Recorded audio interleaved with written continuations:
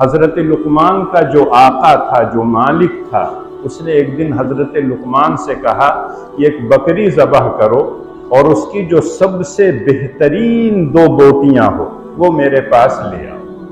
لقمان اپنے آقا کے کہنے کے مطابق گئے، بکری ذبح کیا، زبان نکالا اور دل نکالا اور لا کے اپنے آقا کے سامنے پیش کر دیا کہ یہ 2۔ اس کے بعد کچھ دنوں کے بعد اسی آقا نے حضرت لقمان سے کہا کہ جاؤ بکری ذبح کرو اور جو سب سے بدترین 2 بوٹی ہوں ان کو لے آؤ۔ حضرت لقمان گئے، بکری ذبح کیا اور اس مرتبہ بھی وہی 2 بوٹیاں لے آئے، زبان اور دل۔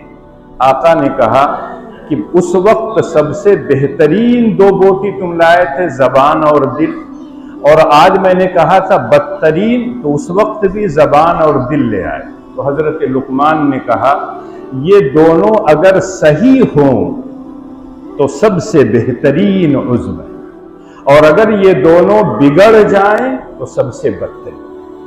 اور اللہ کے رسول صلی اللہ علیہ وسلم کی احادیث کو اگر پڑھیں تو پتہ بھی چلتا ہے کہ یہ دل انسان کے تمام اعضاء کا مرکز ہے، اگر یہ صحیح اور درست رہے تو پورے اعضاء درست رہتے۔ اللہ کے رسول نے کہا الا ان فی الجسد مضغہ اذا صلحت صلح الجسد کلہ واذا فسدت فسد الجسد کلہ الا وہی القلب۔ تمہارے جسم کے اندر گوشت کا ایک لوتھڑا ہے، اگر وہ صحیح سالم رہے تو پورا جسم تمہارا صحیح سالم رہتا ہے، اور اگر وہ گوشت کا لوتھڑا بگڑ جائے، اس کے اندر کوئی خرابی آ جائے، فساد آ جائے، تو پورا جسم جو ہے تمام اعضاء کے اندر خرابی آ جائے۔ اور پھر اللہ کے رسول نے متنبہ کر کے کہا، کان کھول کر سن لو، اس گوشت کے لوتھڑے کا نام کیا ہے؟ دل۔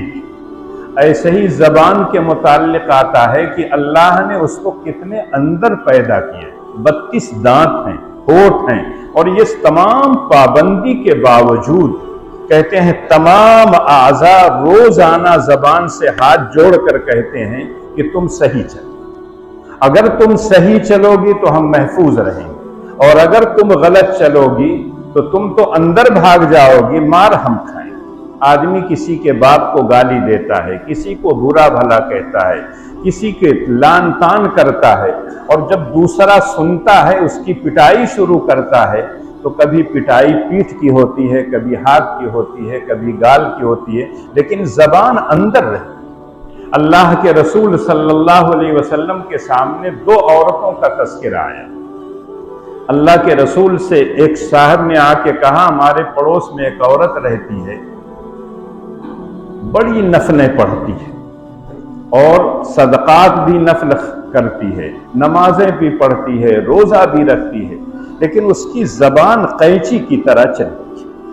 جب وہ بولتی ہے تو ایسا لگتا ہے کہ لوگوں کے دلوں کو چیر رہی ہو، کاٹ رہی ہو۔ اللہ کے رسول نے کہا وہ جہنم میں جائے گی۔ اور پھر ایک دوسری عورت کا مسئلہ آیا کہ وہ زیادہ نوافل نہیں پڑھتی ہے، واجبات اور فرائض ادا کرتی ہے، لیکن اس کی زبان اتنی اچھی ہے کہ جب کوئی بات کہتی ہے تو ایسا لگتا ہے کہ پھول جھڑ رہا ہو، رسگلہ کھلا رہی ہو لوگوں کو، اتنی میٹھی اور اتنی شیریں زبان ہوتی ہے۔ اللہ کے رسول صلی اللہ علیہ وسلم نے فرمایا کہ وہ جنت میں جائے۔ پتہ چلا کہ اگر اسی زبان کو ہم صحیح استعمال کریں تو یہی جنت میں لے جائے، اور اگر اسی زبان کو غلط استعمال کریں تو یہی زبان ہم کو جہنم میں لے جائے گی۔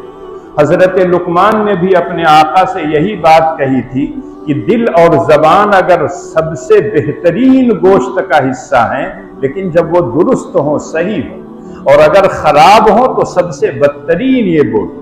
اس سے پتہ چلتا ہے کہ حضرت لقمان کو جو اللہ نے کہا تھا کہ ہم نے حکمت عطا کی ہے، دانائی عطا کی ہے، تو دانائی کا ثبوت سب جگہ انہوں نے دیا۔